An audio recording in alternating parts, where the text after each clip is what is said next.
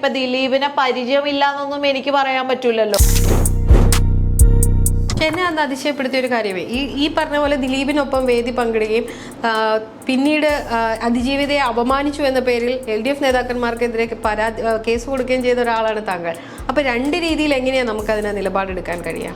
ആരും ആയിക്കോട്ടെ, ഏത് കേസും ആയിക്കോട്ടെ, അങ്ങനെ അതിജീവിതമാർക്ക് നീതി ലഭിക്കണം എന്നുള്ളതൊക്കെ തന്നെയാണ് നമ്മുടെ എല്ലാവരുടെയും സമീപനം. എങ്ങനെയാണ് ദിലീപിനൊപ്പം അങ്ങനെ ഒരു വേദി പങ്കിടാനുണ്ടായ സാഹചര്യം? 100ാം വാർഷികത്തിന്റെ ഒരു ആഘോഷവേളയിൽ ഞാൻ അവിടെ വൈസ് ചെയർപേഴ്സൺ ആയിട്ടുള്ള ഒരു വ്യക്തിയാണ്. അവിടുത്തെ എല്ലാവരും കൂടി എടുത്ത ഒരു തീരുമാനത്തിന്റെ ഭാഗമായിട്ടാണ് അവിടെയുള്ള എല്ലാവരും വന്നത്. അപ്പോൾ അങ്ങനെയുള്ള ഒരു ഭാഗമായിട്ടാണ്. കുറച്ചുകൂടിയൊക്കെ കോൺഗ്രസ് ജാഗ്രത പുലർത്തേണ്ടിയിരുന്നില്ലേ ഈ രാഹുൽ മാങ്കൂട്ടത്തിന്റെ വിഷയത്തിൽ? നമുക്ക് ഓരോരുത്തരുടെയും പേഴ്സണൽ കാര്യങ്ങളിലേക്ക് എത്രത്തോളം നമ്മുടെ അറിവിലേക്ക്, ഇപ്പൊ എന്നെ സംബന്ധിച്ചിടത്തോളം എനിക്കറിയില്ലായിരുന്നു ഇങ്ങനെയുള്ള ഒരു കാര്യങ്ങളൊന്നും. എൻ്റെ അറിവിലേക്ക്, എൻ്റെ അടുത്തേക്ക് ആരും പരാതികളായിട്ടോ ഒന്നും കൊണ്ടുവന്നിട്ടില്ല. ഇനിയിപ്പോ ഇത്രയും നാള് പറയായിരുന്നു സസ്പെൻഷനിലാണ് എന്ന്. ഇപ്പൊ സസ്പെൻഷനും അല്ല, ഡിസ്മിസ് ചെയ്ത ഒരാളെ പറ്റി കോൺഗ്രസ് പാർട്ടി ഇനി എന്ത് പറയാനാണ്? കോൺഗ്രസ് പാർട്ടിക്ക് യാതൊരു ബന്ധവും ഇല്ല എന്ന് എല്ലാ നേതാക്കന്മാരും പറഞ്ഞു കഴിഞ്ഞല്ലോ ഈ വിഷയത്തിൽ. ഞങ്ങളുടെയൊക്കെ കൂടെയുള്ള രാഹുൽ ഇത്തരത്തിലുള്ള കംപ്ലൈന്റുകൾ വരുന്നതായോ ഒന്നും ഞങ്ങൾക്ക് അറിവില്ലല്ലോ. അല്ലെങ്കിൽ പിന്നെ നിങ്ങളുടെ അടുത്ത് ആരെങ്കിലും പറയണം. ജബി മെത്രോട് പറഞ്ഞിരുന്നു, അങ്ങനെയോ ആരും പറഞ്ഞിട്ടില്ലല്ലോ. ഞങ്ങളുടെ മുന്നിലേക്ക് വരാതെ നമുക്ക് എങ്ങനെ അറിയാൻ സാധിക്കും? ഒരാളുടെ കാര്യത്തിൽ ഉയർന്നു വന്ന ആരോപണങ്ങളുടെ പുറത്ത് കേരളത്തിലെ മുഴുവൻ കോൺഗ്രസ് നേതാക്കന്മാരെയും ആ ഒരു കണ്ണുകൊണ്ട് ജനം കാണും എന്ന് ഞാൻ കരുതുന്നില്ല. ശബരിമല അയ്യപ്പന്റെ സ്വർണം മോഷ്ടിച്ചിട്ടുണ്ടെങ്കിൽ ഇവർ എവിടെ നിന്നും എന്തും മോഷ്ടിക്കും. അത് ശരിക്കും പറഞ്ഞാൽ എനിക്ക് ലഭിച്ചിരിക്കുന്നത് ഈ അപൂർവങ്ങളിൽ അപൂർവങ്ങളായ ഭാഗ്യം എന്ന് തന്നെ പറയേണ്ടി വരും. ഒരു അറ്റൻഡൻസ് എടുത്ത് പോയി കഴിഞ്ഞാൽ ഉമ്മൻചാണ്ടി സാറിന്റെ ഫ്യൂണറൽ എന്ന ഒരൊറ്റ ദിവസം മാത്രമാണ് ഞാൻ പാർലമെന്റിൽ ഇല്ലാതിരുന്നത്. Jebi Mather ji, you should open your mouth in Kerala. Second dialogue എന്ന് പറഞ്ഞാൽ Jairam ji appreciate your colleague എന്ന് പറഞ്ഞിട്ടാണ് അദ്ദേഹം തുടങ്ങുന്നത്. ജബി മേത്തർ കേരളത്തിൽ മിണ്ടാതിരുന്നു എന്ന് പറയുന്നത് ഒരു തരത്തിലും യാഥാർത്ഥ്യമല്ല. ഈ 1974 ലീലാ ദാമോദരനാണ് കോൺഗ്രസിൽ നിന്ന് രാജ്യസഭയിൽ എത്തുന്നത്. അതിനുശേഷം 2010 TNC വരുന്നു. അതിനുശേഷം പിന്നെ വരുന്ന ഒരു വനിതയാണ് താങ്കൾ. അപ്പോൾ MP-യുടെ ഒരു സ്ഥാനങ്ങളൊക്കെ കഴിഞ്ഞ് ഒന്ന് മാറി നിന്ന് ചിന്തിക്കുമ്പോൾ ഭാവി രാഷ്ട്രീയ ചരിത്രത്തിലേക്ക് എന്താണ് സംഭാവന ചെയ്തതെന്നാണ് തോന്നുന്നത്? അത് ശരിക്കും പറഞ്ഞാൽ എനിക്ക് ലഭിച്ചിരിക്കുന്നത് ഈ അപൂർവങ്ങളിൽ അപൂർവങ്ങളായ ഭാഗ്യം എന്ന് തന്നെ പറയേണ്ടി വരും. നമ്മളാരും പ്രതീക്ഷിച്ചതുമല്ല, ഞാനും പ്രതീക്ഷിച്ചിട്ടില്ല, മറ്റുള്ളവരും പ്രതീക്ഷിച്ചിട്ടില്ല. എന്തായാലും കോൺഗ്രസ് പാർട്ടി ഒരു തീരുമാനമെടുത്തു. എനിക്ക് അങ്ങനെ വലിയ വാർത്തയായിരുന്നു, ഓർമ്മയുണ്ടോ?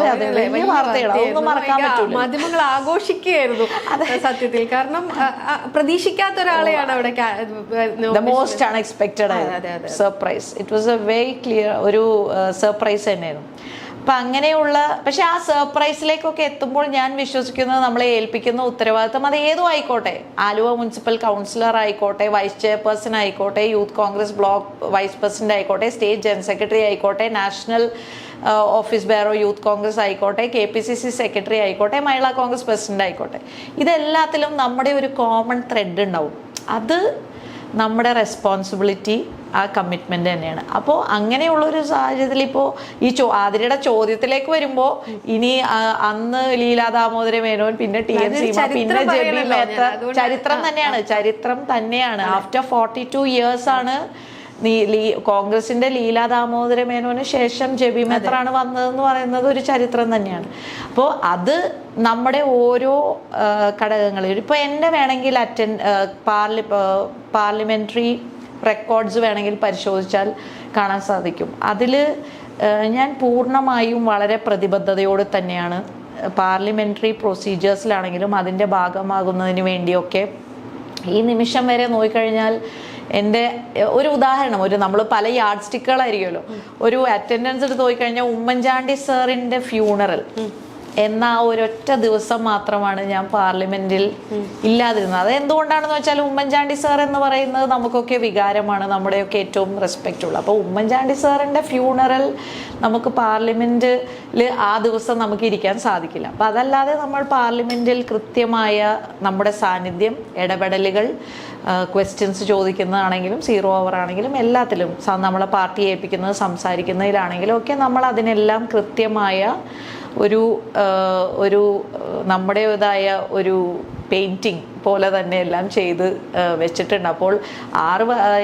ഇത് കഴിയുമ്പോൾ എൻ്റെ ഒരു ആഗ്രഹം സ്വാഭാവികമായിട്ടും ചരിത്രം രേഖപ്പെടുത്തുമ്പോൾ ജെബി മേത്തറെ രാജ്യസഭയിലേക്ക് അയച്ചത് തെറ്റിപ്പോയില്ല എന്നുള്ളൊരു വിലയിരുത്തൽ ഉണ്ടാകണം എന്ന ആഗ്രഹം. അപ്പുറത്തേക്ക് നമുക്ക് ഇപ്പം ശരിയാണ്, നമ്മൾ എല്ലാവരും MP ആയിരിക്കുമ്പോൾ കുറേ പ്രവർത്തനങ്ങൾ നടത്തും, MLA ആയിരിക്കുമ്പോൾ ഏത് പദവി തന്നാലും നമ്മൾ അതിന് വേണ്ട ആ സമയത്ത് ഉണ്ടാവുന്നു. പക്ഷെ നമ്മുടേതായ ഒരു സംഭാവന ഉണ്ടാവുമല്ലോ, എല്ലാ വ്യക്തികൾക്കും ഒരു സംഭാവന ഉണ്ടാവുമല്ലോ. അങ്ങനെ എന്തെങ്കിലും ജെബി ആഗ്രഹിക്കുന്നുണ്ടോ? അങ്ങനെ എന്തെങ്കിലും ഈ കാലഘട്ടത്തിനുള്ളിൽ നടപ്പിലാക്കിയിട്ടുണ്ടോ? നമ്മൾ ആഗ്രഹിക്കുന്നത് വനിതകൾക്ക് എപ്പോഴും മനസ്സിൻ്റെ ഉള്ളിൽ നമ്മുടെ ഒരു സൊസൈറ്റിയുടെ പ്രശ്നമാണെന്നാണ് ഞാൻ അതിനെ വിലയിരുത്തുന്നത്. നമ്മുടെയൊക്കെ ഇനി പെൺകുട്ടികളായിരിക്കുമ്പോൾ തന്നെ അല്ലെങ്കിൽ നമ്മൾ വലുതാകുമ്പോൾ നമ്മുടെയൊക്കെ മനസ്സിൻ്റെ ഉള്ളിൽ ഒരു ചിന്തയുണ്ട്, നമ്മളെപ്പോഴും പിന്നിൽ നിൽക്കേണ്ടവരാണ്, നമ്മൾ മുന്നിൽ നിൽക്കേണ്ടവരല്ല എന്നുള്ളത്.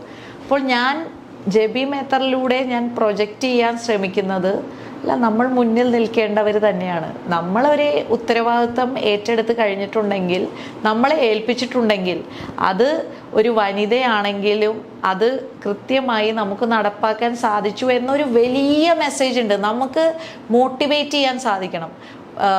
ഇതിൻ്റെ ഈ മനസ്സിൽ സംഘർഷങ്ങളുമായി സെൽഫ് കോൺഫ്ലിക്റ്റായി നിൽക്കുന്ന ഞാൻ അങ്ങനെ ചെയ്യണോ, ഞാൻ അങ്ങനെ വേണ്ടേ, ഞാൻ അത് ചെയ്താൽ ഇതാവോ എന്നൊക്കെ ചിന്തിക്കുന്നവരെ വളരെ പോസിറ്റീവായി തന്നെ നമ്മളും മുന്നിൽ നിൽക്കേണ്ടവരാണ് എന്ന് നമുക്ക് ബോധ്യപ്പെടുത്താൻ സാധിക്കാനുള്ള ശ്രമങ്ങൾ ഞാൻ തീർച്ചയായും എൻ്റെ എല്ലാ പൊളിറ്റിക്കൽ കരിയറിലും ഞാൻ ശ്രമിക്കുന്നുണ്ട്. വനിതകളുടെ ഒരു മുന്നേറ്റം. അപ്പം അതിന് എനിക്ക് തോന്നുന്നു ഏതായാലും ഇപ്പോൾ ബില്ലൊക്കെ പാസ്സായിരിക്കുകയാണ്, വനിതകൾക്ക് ഇനിയും അവസരങ്ങൾ വരികയാണ്. കഴിഞ്ഞ ഈ പാർലമെന്റിൽ ഏറ്റവും കൂടുതൽ കേട്ട ഒരു രസകരമായ 2 ഡയലോഗ്സ് ഭയങ്കര വൈറലായിരിക്കുകയാണ്. John Brittas MP, Jebi Mather ji, you should open your mouth in Kerala.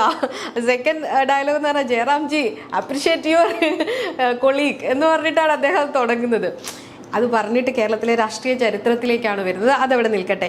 ഈ തൊഴിലിടങ്ങളിലെ സ്ത്രീകളിലെ പീഡനം, ഇതൊക്കെയാണല്ലോ സ്വകാര്യ ബിൽ മുന്നോട്ട് വെക്കുന്നത്. ഞാൻ മുന്നോട്ട് വെക്കുന്ന ബില്ലെന്ന് പറയുന്നത്, ഒന്ന്, സ്ത്രീകൾ തൊഴിലിടങ്ങളിൽ നേരിടുന്ന പ്രശ്നങ്ങൾ അതിജീവിക്കുന്നതിന് വേണ്ടിയുള്ള ചില മാറ്റങ്ങൾ അതിൽ കൊണ്ടുവരേണ്ട, സെക്ഷൽ ഹറാസ്മെന്റ് പ്രിവെന്റ് ചെയ്യാനുള്ള സാഹചര്യങ്ങളെ കുറിച്ചാണ്. അപ്പോൾ ആ ബില്ലാണ് അവിടെ ഇൻട്രൊഡ്യൂസ് ചെയ്തത്.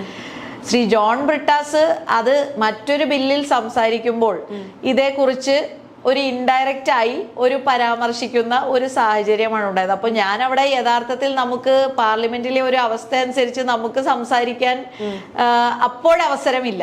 പക്ഷെ ഞാനും ജയറാം രമേശിയും ഒക്കെ അവിടെ കിടന്ന് അവിടെയുള്ളവർക്ക് കണ്ടിരുന്നു, ഞങ്ങൾ തിരിച്ചു ചോദിച്ച ചില ചോദ്യങ്ങൾ ഉണ്ടായിരുന്നു. ഈ ഗവൺമെന്റിന്റെ CPM നേതൃത്വം കൊടുക്കുന്ന ഗവൺമെന്റിൽ മുഖ്യമന്ത്രിയുടെ ഓഫീസിൽ ആരെയാണ് ഇരുത്തിയിരിക്കുന്നത്, KTDC ചെയർമാനായിട്ട് ആരെയാണ് ഇരുത്തിയിരിക്കുന്നത്, മുഖ്യമന്ത്രിയുടെ അപ്പുറത്തും ഇപ്പുറത്തും ഒക്കെ ഇരിക്കുന്ന മന്ത്രിമാർ, MLA ആയി ഇരിക്കുന്ന പിണറായി വിജയന്റെ പോലീസ് അന്വേഷിച്ച FIR ഇട്ട് കുറ്റപത്രം സമർപ്പിച്ച ഒരു വ്യക്തി മുഖ്യമന്ത്രിക്ക് വേണ്ടി കൈ ഉയർത്താൻ വേണ്ടി അവിടെ നിയമസഭയിൽ ഇരിക്കുകയാണ്, മുകേഷ് MLA. അപ്പൊ ഈ സാഹചര്യങ്ങളെല്ലാം പറയാതെ ഒരു ഇൻഡയറക്റ്റായി ഒരു കാര്യം സൂചിപ്പിക്കുമ്പോൾ, അതും ജെബി മേത്തർ കേരളത്തിൽ മിണ്ടാതിരുന്നു എന്ന് പറയുന്നത് ഒരു തരത്തിലും യാഥാർത്ഥ്യമല്ല.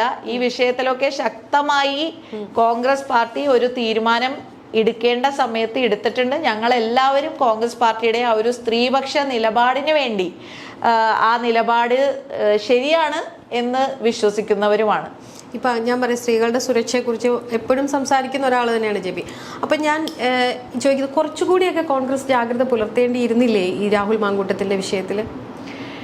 രാഹുൽ മാങ്കൂട്ടത്തിൻ്റെ വിഷയം ഇപ്പം ഇതൊക്കെ വളരെ പേഴ്സണൽ ആയിട്ടുള്ള കാര്യങ്ങളാണല്ലോ. അതൊരു പാർട്ടി പരമായി നമുക്ക് ഓരോരുത്തരുടെയും പേഴ്സണൽ കാര്യങ്ങളിലേക്ക് എത്രത്തോളം നമ്മുടെ അറിവിലേക്ക്, ഇപ്പം എന്നെ സംബന്ധിച്ചിടത്തോളം എനിക്കറിയില്ലായിരുന്നു ഇങ്ങനെയുള്ള ഒരു കാര്യങ്ങളൊന്നും എൻ്റെ അറിവിലേക്ക്, എൻ്റെ അടുത്തേക്ക് ആരും പരാതികളായിട്ടോ ഒന്നും കൊണ്ടുവന്നിട്ടില്ല, അറിയില്ലായിരുന്നു. ഇത് ഇങ്ങനെ ഒരു പരാതി അന്തരീക്ഷത്തിൽ വന്നപ്പോൾ, ഈ പറഞ്ഞ പോലെ മുകേഷിന്റെ കേസ് പോലെ കുറ്റപത്രവും ഇല്ല, FIR-ഉം ഇല്ല, ഒന്നുമില്ല, ഒരു അന്തരീക്ഷത്തിൽ ആരോപണം വന്നപ്പോൾ തന്നെ Congress party immediately, youth Congress president സ്ഥാനം എന്ന് പറയുന്നത് കോൺഗ്രസ് പാർട്ടിയിലെ ഏറ്റവും പ്രധാനപ്പെട്ട പോസ്റ്റാണ്. ഞാൻ പറയുന്നത് മഹിളാ കോൺഗ്രസ് പ്രസിഡന്റിനേക്കാൾ ഇമ്പോർട്ടൻ്റ് ആണ് യൂത്ത് കോൺഗ്രസ് പ്രസിഡന്റ് പോസ്റ്റ് എന്ന് ഞാൻ വിശ്വസിക്കുന്ന ഒരാളാണ് ഞാൻ. യൂത്ത് കോൺഗ്രസ് പ്രസിഡന്റ് പോസ്റ്റ്, ആ പോസ്റ്റിൽ നിന്നും മാറ്റാൻ ഒരു മണിക്കൂറുകളെ എടുത്തുള്ളൂ. അതിനുശേഷം സസ്പെൻഡ് ചെയ്തു 2 ദിവസം കഴിഞ്ഞപ്പോൾ. അപ്പോൾ സസ്പെൻഡ് ചെയ്ത് കഴിഞ്ഞ് പിന്നീട് ഒരു കംപ്ലൈൻറ്റ് മുമ്പിലേക്ക് വന്നപ്പോൾ, KPCCയുടെ മുന്നിലേക്ക് വന്നപ്പോൾ, അത് CPM സാധാരണ ചെയ്യാറുള്ള പോലെ ഇത് ഞങ്ങളുടെ കമ്മീഷൻ വെക്കട്ടെ, ഞങ്ങൾക്ക് പാർട്ടി കോടതികളുണ്ട്, ഞങ്ങൾ പോയി തീവ്രത അളക്കട്ടെ, തീവ്രത അളന്നപ്പോൾ അതിന് പീഡനം നടന്നു പക്ഷെ തീവ്രത അത്രയ്ക്കില്ല എന്നൊന്നും പറയുന്ന ഒരു സമീപനമല്ല കോൺഗ്രസ് എടുത്തത്. കോൺഗ്രസ് എന്താ എടുത്തത്? ആ പരാതി കിട്ടിയപ്പോൾ അപ്പോൾ തന്നെ കേരളത്തിൽ DGP, ഏറ്റവും ഹയസ്റ്റ് അതോറിറ്റി കേരള പോലീസിലെ DGPക്ക് കൈമാറുകയാണ് ചെയ്തത്. പിന്നീട് 2ാമത്തെ ദിവസം പ്രാഥമിക അംഗത്വത്തിൽ നിന്നും ഡിസ്മിസ് ചെയ്തു. ഞാൻ പറയുന്നത് ഇതൊക്കെ കോൺഗ്രസ് എടുത്ത ഒരു ധീരമായ തീരുമാനങ്ങളാണ്. നേരെ മറിച്ച് മറ്റോടത്ത് എന്താ സ്ഥിതി? ഇങ്ങനെയുള്ളവർക്കൊക്കെ പ്രൊമോഷൻ കൊടുക്കുന്ന സ്ഥിതിയാണ്. ഇപ്പോൾ അത് മാത്രമല്ല, ശബരിമല വിഷയത്തിൽ 2 മുൻ ദേവസ്വം പ്രസിഡന്റുമാര് അവിടെ ജയിലിലാണല്ലോ. ഒരു മുൻ MLA അല്ലേ. ഇപ്പോൾ ശ്രീ ഗോവിന്ദ മാഷ് എന്താ പറഞ്ഞത്? അത് തെളിയിക്കട്ടെ, എന്നിട്ട് അവർക്കെതിരെ ഒരു തീരുമാനം എടുക്കാമെന്ന്. പിന്നെ മുകേഷിന്റെ കാര്യത്തിൽ ശ്രീ ഇ പി ജയരാജൻ എന്താ പറഞ്ഞത്? അത് സിനിമാ മേഖലയല്ലേന്ന്. അതായത് എന്താ ഇവരൊക്കെ ഉദ്ദേശിക്കുന്നത്? ഇവർക്ക് ഞങ്ങളാരും രാഹുൽ മാങ്കൂട്ടത്തിലിനെ ഒരു തരത്തിലും ന്യായീകരിക്കാനോ സംരക്ഷിക്കുവാനോ ഒന്നിനും തുനിഞ്ഞിട്ടില്ല. അത് കൃത്യമായ സമയത്ത് ഓരോ തലങ്ങളിൽ തീരുമാനങ്ങൾ എടുത്തു കോൺഗ്രസ് പാർട്ടി. അതിൽ കോൺഗ്രസ് പാർട്ടിക്ക് സ്ത്രീപക്ഷ നിലപാടാണ് എന്നുള്ള കാര്യത്തിൽ ഒരു സംശയവും. അതിലൊരു ചെറിയ കാര്യം ഞാൻ നോട്ട് ചെയ്തിട്ടെ, അതായത് അന്തരീക്ഷത്തിൽ ഉയർന്നപ്പോൾ എന്ന് പറഞ്ഞല്ലോ, യഥാർത്ഥത്തിൽ അന്ന് വന്നത് വലിയൊരു സ്ക്രീൻഷോട്ടുകളും ഓഡിയോയും ആണ് ആദ്യം വരുന്നത്. അത് പരാതിയായി രജിസ്റ്റർ ചെയ്തിട്ടില്ല ആദ്യത്തെ സംഭവം, ഇല്ല എന്ന് ഞാൻ പറയുന്നു. പക്ഷേ അത് വന്നതിൻ്റെ ആ വിവരങ്ങളുണ്ടല്ലോ, അത് നമ്മൾക്ക് സാധാരണ ഒരു പീഡന കേസ് പോലെ നമുക്കതിനെ കൺസിഡർ ചെയ്യാൻ പറ്റുന്നതാണെന്ന് വിശ്വസിക്കുന്നുണ്ടോ? മാത്രമല്ല അതിനകത്ത് ഒരു കുട്ടിയെ ഒരാളെ പ്രഗ്നൻ്റ് ആക്കണം എന്നൊരു പുരുഷൻ ഇങ്ങനെ ആവശ്യപ്പെടുക. നമ്മളിപ്പോൾ 2 പേരും സ്ത്രീകളാണ്, നമ്മൾ 2 പേർക്കും ചിലപ്പോൾ പുരുഷന്മാരുമായിട്ട് പല രീതിയിലുള്ള ബന്ധങ്ങളും ഉണ്ടാവാം. പക്ഷേ എങ്കിലും നമ്മളോട് ഒരാൾ പറയാണ് നിന്നെ ഞാൻ പ്രഗ്നൻ്റ് ആക്കട്ടെ എന്നൊരു ചോദ്യം ഒരു യുവ നേതാവിൽ നിന്ന്, ഒരു രാഷ്ട്രീയ നേതാവിൽ നിന്നുണ്ടാവുമ്പോൾ, ഒരു ജനപ്രതിനിധിയിൽ നിന്നുണ്ടാവുമ്പോൾ അതിനെ അത്ര നമുക്ക് നിസ്സാരവൽക്കരിച്ച് കാണാൻ കഴിയുമോ? അതിനെ നിസ്സാരവൽക്കരിക്കാത്തത് കൊണ്ടല്ലേ യൂത്ത് കോൺഗ്രസ് പ്രസിഡന്റ് സ്ഥാനത്ത് നിന്ന് റിമൂവ് ചെയ്ത്. അതിലൊന്ന് ചിന്തിച്ചു നോക്കൂ. യൂത്ത് കോൺഗ്രസ് പ്രസിഡന്റ് എന്ന് പറയുന്നവർ, ഇതിനു മുൻപ് ആയിരുന്നവർ, പിന്നീടുള്ള കേരളത്തിലെ രാഷ്ട്രീയ നേതാക്കൾ എന്ന് പറയാൻ പറ്റില്ല, മുഖ്യമന്ത്രിമാരും മന്ത്രിമാരും ഒക്കെ ആയിരുന്നവരാണ് യൂത്ത് കോൺഗ്രസ് പ്രസിഡന്റുമാർ. അപ്പം അങ്ങനെയുള്ള സ്ഥാനത്ത് നിന്ന് ഒരു തരത്തിലുമുള്ള ഒരു സാങ്കേതികത്വവും പറയാതെ മാറ്റി യൂത്ത് കോൺഗ്രസ് പ്രസിഡന്റ് സ്ഥാനത്ത് നിന്ന് മാറ്റി പാർട്ടിയിൽ നിന്ന് സസ്പെൻഡ് ചെയ്യുക എന്ന് പറയുന്നത് ചെറിയൊരു കാര്യമാണോ?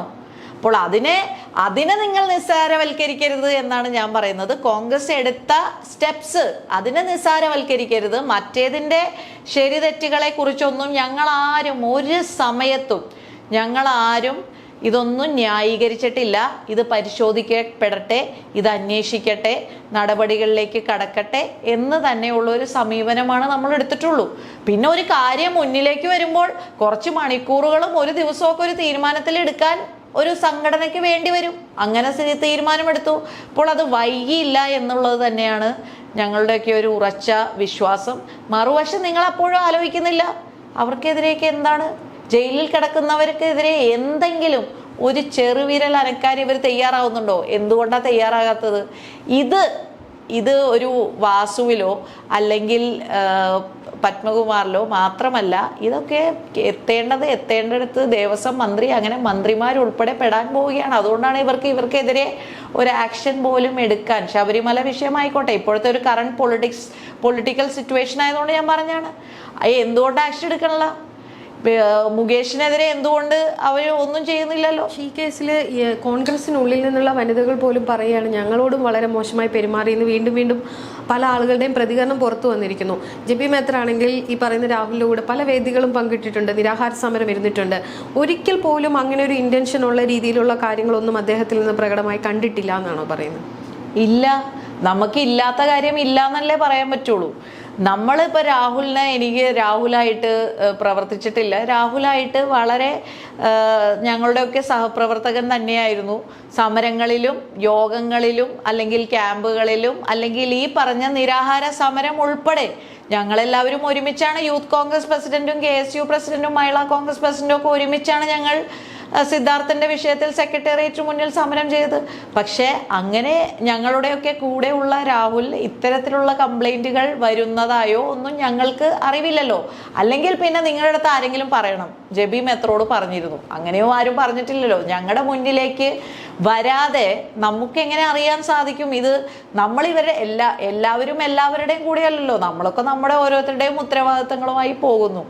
അപ്പോൾ ഞങ്ങളെ സംബന്ധിച്ചിടത്തോളം ഞങ്ങളുടെ ഒരു സഹപ്രവർത്തകനായിരുന്നല്ലോ രാഹുൽ, സഹപ്രവർത്തകനായിരുന്നു. പക്ഷെ ആ സഹപ്രവർത്തകനായിരുന്നത് കൊണ്ട് ഞങ്ങൾ രാഹുലിനെ ന്യായീകരിക്കാൻ നിന്നിട്ടില്ല, രാഹുലിനെ സംരക്ഷിക്കണമെന്ന് പറഞ്ഞിട്ടില്ല. വിഷയം ഞാൻ അവിടെ വെക്കട്ടെ. ഞാൻ ചോദിക്കുന്നത്, ഇപ്പൊ നമ്മൾ ഒരുമിച്ച് ജോലി ചെയ്യുന്ന ആളുകളുടെ സ്വഭാവം ഏറെക്കുറെയൊക്കെ നമുക്കൊന്ന് മനസ്സിലാക്കിയെടുക്കാൻ കുറെ സമയം സ്പെൻഡ് ചെയ്യുമ്പോൾ, അല്ലെങ്കിൽ പ്രത്യേകിച്ച് പൊതുപ്രവർത്തന രംഗത്തുള്ളവർക്ക് കുറെ കൂടി എളുപ്പമാണ്. കാരണം എങ്ങനെയാണ് അയാളുടെ ബിഹേവിയർ, എങ്ങനെയാണ് അയാൾ ജനങ്ങളോട് ഇടപെടുന്നത്, എങ്ങനെയാണ് നമ്മളോട് വ്യക്തികളോട് ഇടപെടുന്നത് എന്നൊക്കെ നമുക്ക് പെട്ടെന്ന് മനസ്സിലാകും. അങ്ങനെ ഒരിക്കൽ പോലും മനസ്സിലായിട്ടില്ല എന്ന് പറയുന്നത് ഭയങ്കര അതിശയമുണ്ടാക്കുന്നു. അല്ല, അങ്ങനെ മനസ്സിലാകേണ്ട ഒരു റിയാക്ഷൻ നമ്മുടെ മുന്നിൽ വെച്ച് നടന്നാലല്ലേ നമുക്കിത് മനസ്സിലാവുകയുള്ളൂ. നമ്മൾ പങ്കെടുക്കുന്നത് എവിടെയാണ്? യോഗങ്ങളിലാണ്, സ്റ്റേജിലാണ്, നിരാഹാര സമരത്തിലാണ്, അല്ലെങ്കിൽ അങ്ങനെയുള്ള സ്ഥലങ്ങളിലാണ്. അങ്ങനെയൊന്നും ഉള്ള സ്ഥലങ്ങളിൽ ഇത്തരത്തിലുള്ള കാര്യങ്ങളൊന്നും നമ്മുടെ ആരുടെയും മനസ്സിലേക്ക് പോകുന്നില്ലല്ലോ. അപ്പോൾ സ്വാഭാവികമായിട്ടും ഞങ്ങൾക്കൊന്നും ഇങ്ങനെ ഒരു കാര്യം, ഇത്തരത്തിലുള്ള ആരോപണങ്ങൾ, കംപ്ലൈന്റുകളൊക്കെ ഉള്ള ഒരു വ്യക്തിയാണ് എന്നുള്ള ഒരു ചിന്തയൊന്നും ഞങ്ങൾക്കില്ല. എന്ന് വെച്ചാൽ ഞങ്ങളുടെ മുന്നിൽ ഇല്ലല്ലോ. അതാണ് ഒരാള് പോലും ഇങ്ങനെ പറഞ്ഞു.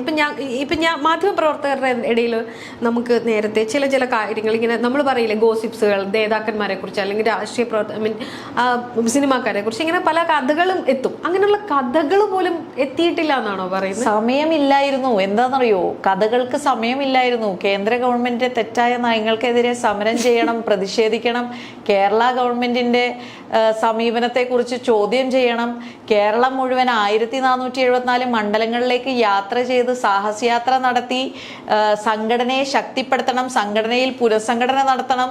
പുനഃസംഘടന സംസ്ഥാനതലം, ജില്ലാതലം, ബ്ലോക്ക് തലം, മണ്ഡലം തലം, ഇതൊക്കെ നടത്തുന്നതിൻ്റെ ഇടയിൽ കഥകൾക്കൊന്നും സമയം ഉണ്ടായിരുന്നില്ല. വളരെ പ്രതിബദ്ധതയോടെ കാര്യങ്ങൾ കർമ്മപദത്തിലായിരുന്നു ഞങ്ങളൊക്കെ. അതിൻ്റെ ഇടയിൽ ഗോസിപ്പിനൊക്കെ എവിടെ സമയം? അങ്ങനെ പോലും, ഞാൻ ഗോസിപ്പ് എന്നല്ല പറയുന്നത്, അതുപോലും കേൾക്കാൻ അല്ല, ആതിര പറഞ്ഞൊരു വേർഡ് ഞാൻ കടമെടുത്ത് പറഞ്ഞേ ഉള്ളൂ. മനസ്സിലായി. ഞാൻ പറഞ്ഞത് അങ്ങനെയാണല്ലോ നമ്മൾ ചില കാര്യങ്ങൾ അറിയാം. ഇപ്പം എല്ലാം പരാതിയിലും എന്താ പറയാ FIR രജിസ്റ്റർ ചെയ്തിട്ടും ആവണമെന്നില്ല. ചില കാര്യങ്ങൾ നമ്മൾ അല്ലാതെയും അറിയാറുണ്ട്. അപ്പൊ ഞാൻ പറയുന്നത്, ഇപ്പൊ യൂത്ത് കോൺഗ്രസിന്റെ നേതാവ് കഴിഞ്ഞ ദിവസം ഷഹനാസിന്റെ പോസ്റ്റ് നേരത്തെ എനിക്ക് അറിയാമായിരുന്നു. യൂത്ത് കോൺഗ്രസിന്റെ പ്രസിഡന്റ് അയാളെ കൊണ്ടുവരുന്ന സമയത്ത് തന്നെ ഞാൻ ഷാഫിയോട് പറഞ്ഞിരുന്നു, ഇയാൾ മോശക്കാരനാണ്, ഈ പെൺകുട്ടികൾക്ക് ബുദ്ധിമുട്ടാണ്, ഇയാൾ ഉൾപ്പെടെയുള്ള ആളുകൾ പ്രസ്ഥാനത്തിലേക്ക് ഇങ്ങനെ ഇത്തരം ഒരു പോസ്റ്റിലേക്ക് കൊണ്ടുവന്നാൽ ജോലി ചെയ്യാൻ അല്ലെങ്കിൽ പ്രവർത്തിക്കാൻ ബുദ്ധിമുട്ടാണെന്ന് നേരത്തെ അറിയിച്ചിരുന്നു എന്ന് പറയുമ്പോൾ ആർക്കൊക്കെയോ ഇത് അറിയാമായിരുന്നു എന്നുള്ളതല്ലേ അതിനകത്ത് നമുക്ക് വായിച്ചെടുക്കാൻ പറ്റുന്നത്. അല്ല, അപ്പൊ ഷെഹനാസ് പറഞ്ഞതിന്റെ അങ്ങനെ ആർക്കൊക്കെയോ അറിയാമായിരുന്നു വെച്ചാൽ അവരാരെങ്കിലും നമ്മളോട് പറഞ്ഞാലാണല്ലോ നമുക്കറിയാൻ പറ്റും. ഷെഹനാസ് പറഞ്ഞത് ഷെഹനാസിന്റെ ഒരു വികാരമായിരിക്കും, ഷെഹനാസിന്റെ ആ ഒരു സമയത്തെ എന്താണെന്നുള്ളത് ഷഹനാസിന് തന്നെ പറയാൻ സാധിക്കുള്ളൂ. നമ്മളോട് ആരെങ്കിലും പറഞ്ഞിട്ടുണ്ടെങ്കിലാണല്ലോ ഇപ്പൊ രാഹുൽ മാങ്കൂട്ടത്തിലിനെ കുറിച്ച് അങ്ങനെ പറഞ്ഞിട്ടുണ്ടെങ്കിലല്ലേ നമുക്കറിയാൻ സാധിക്കുള്ളൂ. അപ്പൊ ഈ ഷാഫിയുമായിട്ടുള്ള ബന്ധവും ഇവരുടെ ബന്ധത്തെ എങ്ങനെയാ കാണുന്നത്? ഇപ്പൊ ഷാഫി ആണല്ലോ രാഹുലിനെ ഇങ്ങനെ പ്രസ്ഥാനത്തിലേക്ക് കൊണ്ടുവന്നത്, ഇങ്ങനെ വളർത്തിക്കൊണ്ടുവന്ന ഒരു ഗോഡ് ഫാദർ ആയിട്ടാണ് ഇപ്പൊ എല്ലാവരും, പ്രത്യേകിച്ച് ജയശങ്കറെ പോലെയുള്ള രാഷ്ട്രീയ നിരീക്ഷകർ അതിനെ ഒരു പോയിസണസ് കൂട്ടുകെട്ടെന്നാണ് നമ്മുടെ ഇന്റർവ്യൂവിലൊക്കെ പറഞ്ഞിരുന്നത്. അപ്പോൾ അങ്ങനെയൊക്കെയുള്ള ഒരു നറേറ്റീവ് ഒക്കെ കൊണ്ടുവന്ന ഒരു ബന്ധമാണ്. കാരണം ആളുകൾ അതിനെ ഭയങ്കര ക്യൂരിയോസിറ്റിയോടുകൂടി, അല്ലെങ്കിൽ ചില ആളുകൾ അതിനെ മാതൃകാപരമായി ഒക്കെ കണ്ടിരുന്നതാണ്. പക്ഷെ ചില വിമർശകർ അപ്പോഴും പറയുന്നുണ്ടായിരുന്നു ഈ ബന്ധം ശരിയാവുന്നില്ല, ഇത് പോയിസണസ് ആണ് എന്ന് പറയുമ്പോഴും നിങ്ങൾക്ക് ആർക്കും സംശയം തോന്നിയിരുന്നില്ലേ ഈ ബന്ധത്തിനിടയിൽ എന്തൊക്കെയോ നടക്കുന്നുണ്ട് എന്നുള്ളത്? അല്ല, ശ്രീ ഷാഫി പറമ്പിൽ കേരളത്തിലെ കോൺഗ്രസിലെ ഏറ്റവും ഒരു പ്രധാനപ്പെട്ട ജനങ്ങളുടെ വളരെ ആക്സെപ്റ്റൻസ് ഉള്ള ഒരു നേതാവാണ്. പിന്നെ അവർ സ്വാഭാവികമായിട്ടും ഒരുമിച്ച് യൂത്ത് കോൺഗ്രസിൽ ശ്രീ ഷാഫി പറമ്പിൽ പ്രസിഡന്റ് ആയിരിക്കുമ്പോൾ രാഹുൽ മാങ്കൂട്ടത്തിലൊക്കെ യൂത്ത് കോൺഗ്രസിൽ പ്രവർത്തിക്കുന്നവരാണ്. അങ്ങനെ യൂത്ത് കോൺഗ്രസിൽ ഒരുമിച്ച് പ്രവർത്തിക്കുന്നവർ തമ്മിൽ എന്തെങ്കിലുമൊക്കെ ഉണ്ടാകുമോ എന്നൊന്നും നമ്മളാരും ചിന്തിക്കേണ്ട ഒരു കാര്യമില്ലല്ലോ. ഞാൻ പറയട്ടെ, ഞങ്ങളെല്ലാവരും യൂത്ത് കോൺഗ്രസിൽ പ്രവർത്തിച്ചവരാണ്. ഞാൻ പല പ്രസിഡന്റുമാരുടെയും കൂടെ പല തലങ്ങളിലുള്ള കമ്മിറ്റികളിൽ പ്രവർത്തിച്ചിട്ടുള്ള, ദേശീയ കമ്മിറ്റിയിൽ തന്നെ ഏകദേശം 4 പ്രസിഡന്റുമാർ യൂത്ത് കോൺഗ്രസ് പ്രസിഡന്റുമാരോടൊപ്പം പ്രവർത്തിച്ച ഒരു വ്യക്തിയാണ്. ഇവിടെ ശ്രീ PC വിഷ്ണുനാഥ്, ശ്രീ ഡീൻ കുര്യാക്കോസ് എല്ലാവരുടെയും ഒപ്പം പ്രവർത്തിച്ച ഒരു വ്യക്തിയാണ്. M ലിജു പ്രസിഡന്റ് ആയിരുന്നപ്പോഴൊക്കെ യൂത്ത് കോൺഗ്രസിൽ. അപ്പോൾ അങ്ങനെ യൂത്ത് കോൺഗ്രസിൽ നമ്മൾ പലപ്പോഴും പല ബന്ധങ്ങളും രാഷ്ട്രീയപരമായ ബന്ധങ്ങളുണ്ടാവും, സംഘടനാപരമായുണ്ട്. സാധാരണ ഇപ്പം ജെബി പറഞ്ഞതൊക്കെ സാധാരണ നമ്മൾ കാണുന്ന ബന്ധങ്ങളാണ്. പക്ഷെ ഇതിനകത്ത് വന്നതെന്ന് വെച്ചാൽ രാഹുലിനെ പെട്ടെന്നൊരു താരോദയമാണ് രാഹുലിന് ഉണ്ടാക്കിയെടുത്തത്. വളരെ പെട്ടെന്നാണ് ഇങ്ങനെ ഒരു നേതാവ് വിസിബിൾ ആയിട്ട്, അതിന് പിന്നിൽ നിന്ന് വളരെ കൃത്യമായിട്ട് ഷാഫി അതിനൊരു പിന്തുണ കൊടുക്കുകയും അതിനെ രാഹുലിനെ മുന്നോട്ട് കൊണ്ടുവരാൻ ഏറെ പണിയെടുക്കുകയും ചെയ്ത ഒരാളാണ്. അദ്ദേഹം തന്നെ അത് പറഞ്ഞിട്ടുണ്ട്, ഞാൻ വളരെ പണിയെടുത്തിട്ടുണ്ട് എന്ന് തന്നെയാണ് അദ്ദേഹം പറയുന്നത്. അപ്പം അങ്ങനെ കൊണ്ടുവരുന്ന പെട്ടെന്നൊരു നേതാവ് ഉയർന്നു വരുമ്പോൾ പോലും നമ്മൾ ആരും, കോൺഗ്രസിലെ ഒരു പ്രവർത്തകരും അതിനെക്കുറിച്ച് ഒരു മാത്രം ചിന്തിച്ചിട്ടില്ല എന്ന് പറയുമ്പോൾ അതൊക്കെ നമ്മൾക്ക് പൊതുജനങ്ങൾക്ക് കേൾക്കുമ്പോൾ, അത് രാഷ്ട്രീയം നിരീക്ഷിക്കുന്ന ആളുകൾക്ക് കേൾക്കുമ്പോൾ അതിനകത്തൊരു പ്രശ്നമില്ല എന്നാണ് ചോദ്യം. അല്ല, അതേക്കുറിച്ച് ശ്രീ ഷാഫി പറമ്പിൽ തന്നെ വിശദീകരിച്ച് കഴിഞ്ഞല്ലോ. രാഷ്ട്രീയപരമായ ബന്ധമാണ് രാഹുൽ മാങ്കൂട്ടത്തിൽ നിന്ന് ഷാഫി പറമ്പിൽ വളരെ വ്യക്തമായി കഴിഞ്ഞ ദിവസം പറഞ്ഞു കഴിഞ്ഞു. പിന്നെ ഇതിൽ കൊണ്ടുവരാ എന്ന് പറഞ്ഞു കഴിഞ്ഞാൽ സാഹചര്യങ്ങൾ, അവസരങ്ങൾ, തെരഞ്ഞെടുപ്പുകൾ, യൂത്ത് കോൺഗ്രസിലെ തെരഞ്ഞെടുപ്പ് വരുന്നു, അല്ലെങ്കിൽ ദേശീയ ഭാരവാഹിത്വം, അത് അങ്ങനെയൊക്കെ വന്നു. അങ്ങനെ ഒരു പ്ലേസിങ്, ഒരു ഓപ്പർച്യൂണിറ്റി, അവസരങ്ങൾ രാഹുലിന് കോൺഗ്രസ് പാർട്ടി നൽകി എന്നുള്ളത് യാഥാർത്ഥ്യം തന്നെയാണ്.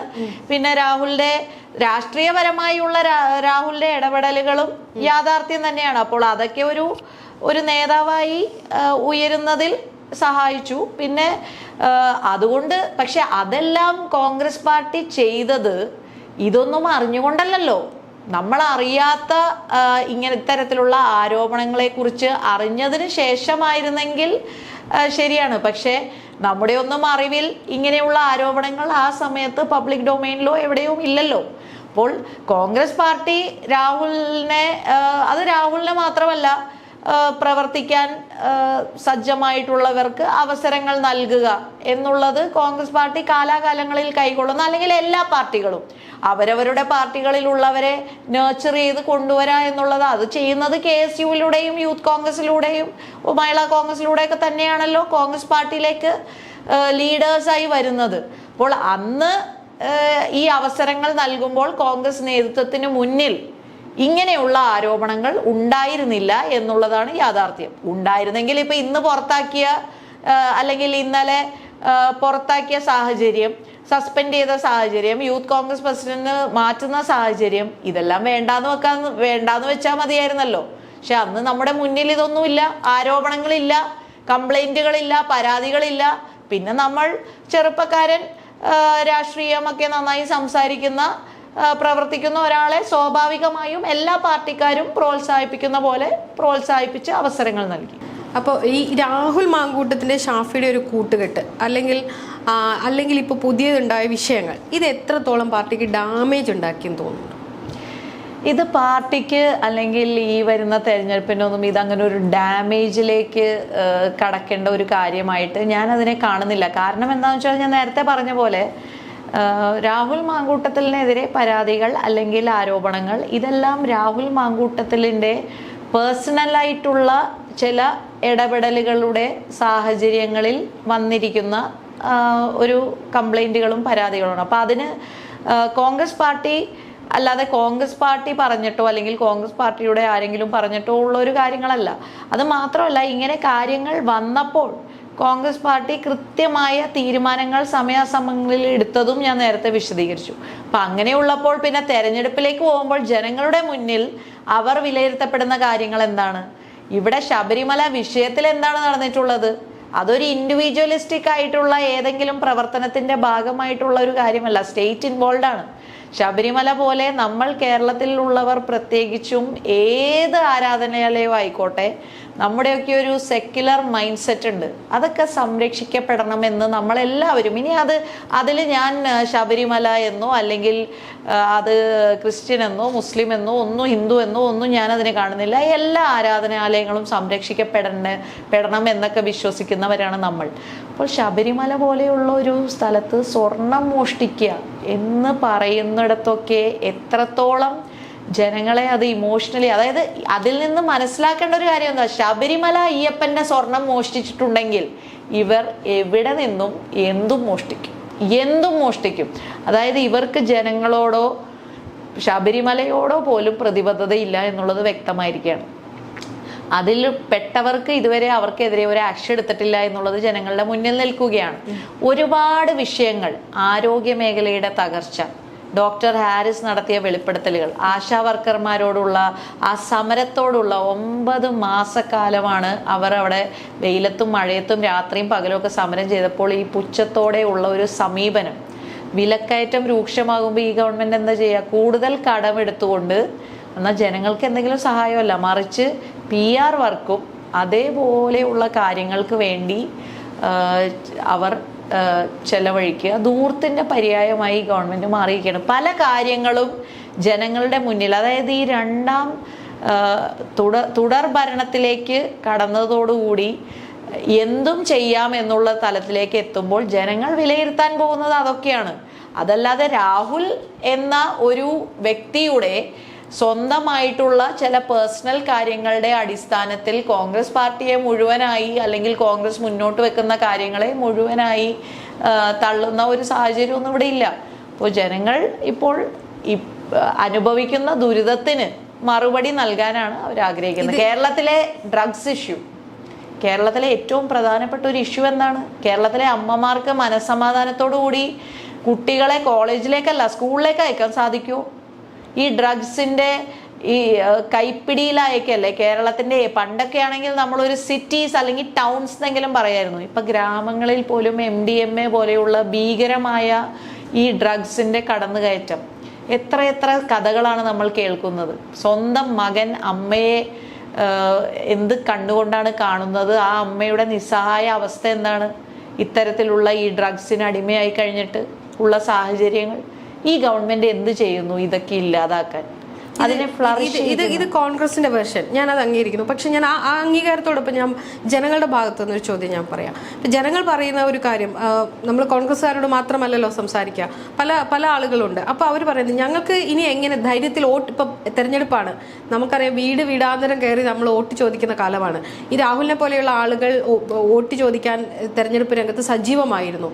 ആ സമയത്തും ഇപ്പം ചോദിക്കുന്നത് ഈ വിഷയങ്ങളെല്ലാം അറിഞ്ഞിട്ട് ആളുകൾ ചോദിക്കുന്നത്, ഇനി എങ്ങനെ ഞങ്ങൾ നേതാക്കന്മാരെ അറിഞ്ഞുകൊണ്ട് വീട്ടിൽ കയറ്റുമെന്നുള്ളൊരു സാധാരണ ചോദ്യം ഉയരുന്നുണ്ട്. അത് നമ്മൾ കാണാതെ ഇങ്ങനെ പോവാം. ഒരാളുടെ കാര്യത്തിൽ ഉയർന്നു വന്ന ആരോപണങ്ങളുടെ പുറത്ത് കേരളത്തിലെ മുഴുവൻ കോൺഗ്രസ് നേതാക്കന്മാരെയും ആ ഒരു കണ്ണുകൊണ്ട് ജനം കാണും എന്ന് ഞാൻ കരുതുന്നില്ല.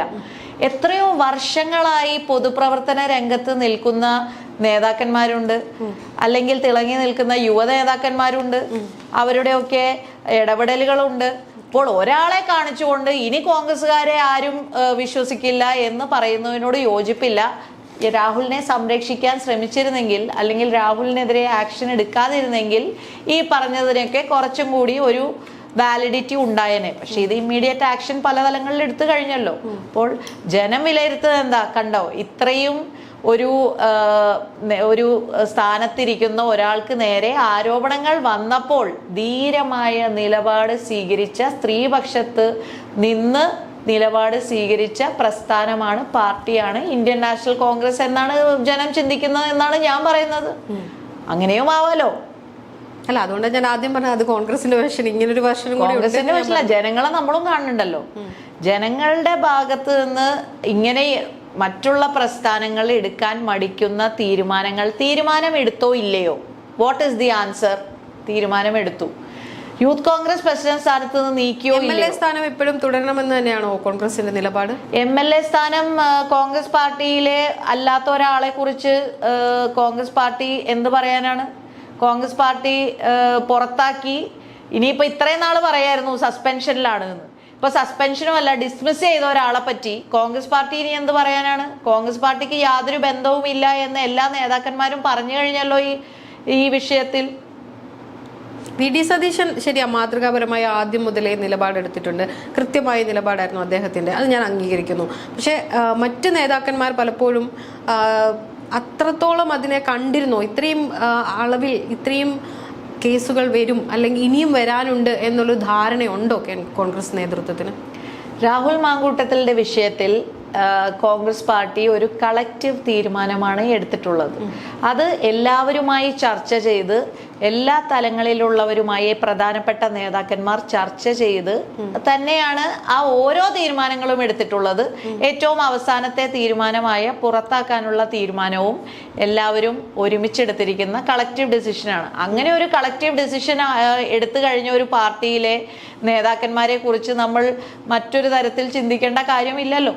ഇപ്പോൾ ഒരു അഡ്വക്കേറ്റാണ്, ഇത്തരം ആളുകളുടെ കുറേ മാനസികമായിട്ടോ അല്ലെങ്കിൽ പെരുമാറ്റ വൈകല്യമോ ഒക്കെ പലപ്പോഴും കണ്ടിട്ടുണ്ടാവും, അല്ലെ നിരീക്ഷിച്ചിട്ടുണ്ടാവും. ഒരു പൊളിറ്റീഷ്യനും കൂടിയാണ്.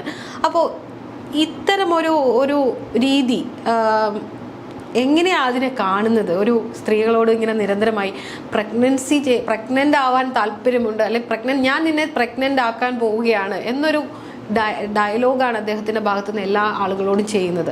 അപ്പൊ ആ ഒരു പ്രത്യേക തരത്തിലുള്ള സൈക്കോളജിക്കൽ പ്രോബ്ലം ആയിട്ടാണോ അതിനെ കാണുന്നത്? അങ്ങനെ വിലയിരുത്തുന്ന ആളുകളുണ്ട്, അതുകൊണ്ടാണ് ചോദിക്കുന്നത്. സൈക്കോളജിക്കൽ സൈക്യാട്രിക് പ്രോബ്ലത്തെ കുറിച്ചൊക്കെ നമുക്കങ്ങനെ ഒരു ആധികാരികമായി നമുക്കിപ്പോൾ പറയാൻ സാധിക്കില്ല. ഏതായാലും ആരോപണങ്ങൾ ഉയർന്നു നിൽക്കുകയാണ്. അതൊന്നും ന്യായീകരിക്കാൻ ഞങ്ങൾ ആരും മുതിരുന്നില്ല, മുതിർന്നിട്ടുമില്ല, ഇനി ഒട്ടും മുതിരാൻ പോകുന്നുമില്ല. അപ്പോൾ അത് ഇപ്പോൾ ഇന്ന് സംസ്ഥാനം ഭരിക്കുന്നത് CPM നേതൃത്വം കൊടുക്കുന്ന പിണറായി വിജയൻ മുഖ്യമന്ത്രിയായിട്ടുള്ള ആഭ്യന്തര വകുപ്പാണ്, മുന്നിലാണ് ഈ കാര്യങ്ങളൊക്കെ ഉള്ളത്. അവരിതിൻ്റെ എല്ലാ കാര്യങ്ങളും പരിശോധിച്ചോട്ടെ, കാര്യങ്ങൾ ഇനിയും പുറത്തു വരട്ടെ, അന്വേഷിക്കട്ടെ, അതിന് എന്താണ് എന്നുള്ളത് തീരുമാനത്തിലെത്തട്ടെ. നമുക്ക് നമ്മൾ ആരെങ്കിലും ഇതിനെ ന്യായീകരിക്കാനോ അല്ലെങ്കിൽ ഇതൊക്കെ ശരിയാണ് എന്ന് പറയുകയാണെങ്കിലാണല്ലോ മറ്റു കാര്യങ്ങളിലേക്കൊക്കെ കടക്കേണ്ട കാര്യമുള്ളൂ. ഞങ്ങൾ ആരും രാഹുൽ മാങ്കൂട്ടത്തിനെതിരെ ഉയർന്നു വന്നിരിക്കുന്ന ആരോപണങ്ങളുടെ അടിസ്ഥാനത്തിൽ രാഹുലിനെ ന്യായീകരിക്കാൻ ഞങ്ങൾ ആരും നിന്നിട്ടില്ല. അതിൽ പാർട്ടി ഒറ്റക്കെട്ടാണ്, കോൺഗ്രസ് പാർട്ടി കളക്റ്റീവായിട്ടുള്ള തീരുമാനമാണ് എടുത്തിട്ടുള്ളത്. ജമാഅത്ത് ഇസ്ലാമിയുടെ ഒരു വളർച്ച നമ്മൾ പ്രത്യേകം പഠിക്കേണ്ടത് തന്നെയാണ്, വേറെ വിശദീകരിച്ച് അതിനെക്കുറിച്ച് അറിയേണ്ടതുമാണ്. ആ സമയത്ത് പല ന്യൂനപക്ഷങ്ങളും, മുസ്ലിം ന്യൂനപക്ഷങ്ങളും അതിനെ സപ്പോർട്ട് ചെയ്യാത്ത സാഹചര്യത്തിൽ മുൻകാലങ്ങളിൽ മുസ്ലിം ലീഗ് പോലും തള്ളിപ്പറഞ്ഞ ജമാഅത്ത് ഇസ്ലാമിയെ ഒരു ഘട്ടത്തിൽ കോൺഗ്രസ് ചേർത്ത് പിടിക്കുന്നു. എന്താണ് അങ്ങനെ ഒരു തീരുമാനത്തിലേക്ക് എത്താനൊരു കാരണം? അല്ലെങ്കിൽ അത് അപകടകരമാണെന്ന് തോന്നുന്നില്ലേ കോൺഗ്രസ് നേതൃത്വത്തിന്? അല്ല, CPM ആണല്ലോ ഏറ്റവും കൂടുതൽ അവരെ ചേർത്ത് നിർത്തിയിട്ടുള്ളത്. ചരിത്രം പരിശോധിച്ചു കഴിഞ്ഞാൽ CPM ആണ് ഏറ്റവും കൂടുതൽ ചേർത്ത് നിർത്തിയിട്ടുള്ളത്. ഇപ്പോൾ രാജ്യം ഭരിക്കുന്ന പല സാഹചര്യങ്ങളിലും ഭരണഘടനയൊക്കെ വെല്ലുവിളികളൊക്കെ നേരിടുന്ന സാഹചര്യത്തിൽ പല വികാരങ്ങളും പല സാഹചര്യങ്ങളും ഒക്കെ കണക്കിലെടുത്തുകൊണ്ട് ഉള്ള ചില തീരുമാനങ്ങളാണ് എടുക്കുന്നത്. പക്ഷേ അത് തീർച്ചയായും അത് ഒരു UDFന്റെ ഒരു തീരുമാനം എന്ന് പറയുമ്പോൾ തന്നെ അത് അതാത് തലങ്ങളിലുള്ള ഒരു തീരുമാനങ്ങളായിട്ട് മാത്രമേ അതിനൊക്കെ കാണാൻ സാധിക്കുകയുള്ളൂ. അതിന് ഇപ്പോഴും തിരിച്ചറിയാൻ പറ്റാത്തതാണോ അതോ ഇതുപോലെ എതിർപ്പുകൾ ന്യൂനപക്ഷ സമുദായങ്ങളിൽ നിന്ന് വരുന്നു. അതായത് താങ്കൾ ഇപ്പോൾ ഒരു മുസ്ലിം വിഭാഗത്തെ പ്രതിനിധീകരിച്ച് നിൽക്കുന്ന ഒരാളാണല്ലോ, അറിയാമല്ലോ ഏതൊക്കെ വിഭാഗങ്ങൾക്കാണ് ഇതിനകത്ത് എതിർപ്പുണ്ടാവുന്നത്. പ്രത്യേകിച്ച് കാന്തപുരം പോലെയുള്ള ഗ്രൂപ്പുകൾ അതിനെ ഒരു തരത്തിലും അംഗീകരിക്കുന്നില്ല ഇപ്പോഴും ആ ഒരു മാറ്റത്തെ. അപ്പോൾ മുസ്ലിങ്ങൾക്ക് ഇത് ഗുണം ചെയ്യുമോ എന്നുള്ള ധാരണയും അവർക്കില്ല, എന്തായാലും ഇല്ല. അപ്പം ആ രീതിയിലൊന്നും ഇതിനെ വിശകലനം പാർട്ടിക്കുള്ളിൽ നടക്കുന്നില്ലേ? അല്ല, CPM ആണല്ലോ ഇവരെ ചേർത്ത് നിർത്തിയിരുന്നത്. CPM-ഉമായിട്ട് നിന്നപ്പോഴൊക്കെ അപ്പോൾ എങ്ങനെയായിരുന്നു എല്ലാവരുടെയും ഒരു മറ്റുള്ളവരുടെയൊക്കെ സമീപനം എന്നുള്ളതും പരിശോധിക്കപ്പെടേണ്ട കാര്യങ്ങളാണ്. ഏതായാലും ഇപ്പോൾ കോൺഗ്രസ് പാർട്ടിയെ സംബന്ധിച്ചിടത്തോളം ജനങ്ങൾ ദുരിതത്തിൽ നിൽക്കുമ്പോൾ, വളരെ ഒരു സാഹചര്യത്തിലേക്കൊക്കെ നീങ്ങുമ്പോൾ സഹകരിക്കുന്നവരുമായി സഹകരിക്കുന്ന ഒരു സമീപനം കൈക്കൊണ്ടിരിക്കുകയാണ്. അടുത്ത സർക്കാർ കോൺഗ്രസ് ഭരിക്കുമെന്നായിരിക്കും താങ്കളുടെ മറുപടി. എന്നാലും പിണറായി വിജയനെ താഴെ ഇറക്കുമെന്ന് തന്നെയാണോ ഇപ്പോഴും പറയുന്നത് അഭിപ്രായം? കേരളത്തിലെ അമ്മമാരുടെ കണ്ണുനീരിന് വില കൽപ്പിക്കാത്ത മുഖ്യമന്ത്രി ശ്രീ പിണറായി വിജയനെ താഴെ ഇറക്കാൻ പോകുന്നത് കേരളത്തിലെ അമ്മമാരും സഹോദരിമാരും സ്ത്രീകളും അതിന് മുന്നിൽ തന്നെ ഉണ്ടാകും എന്ന് ഞാൻ അടിവരയിട്ട് പറയുകയാണ്. അതിന് ജനങ്ങളും സ്ത്രീകളും ഒക്കെ തയ്യാറായി നിൽക്കുകയാണ്. ഇനി ആ വോട്ടിംഗ് മെഷീനിലേക്ക് പോളിംഗ് ഡേറ്റിലേക്ക് നീങ്ങേണ്ട കാര്യം മാത്രമേ ഉള്ളൂ. ഈ സ്ത്രീകളുടെ സുരക്ഷയെക്കുറിച്ച് എപ്പോഴും സംസാരിക്കുന്നതാണ് താങ്കൾ.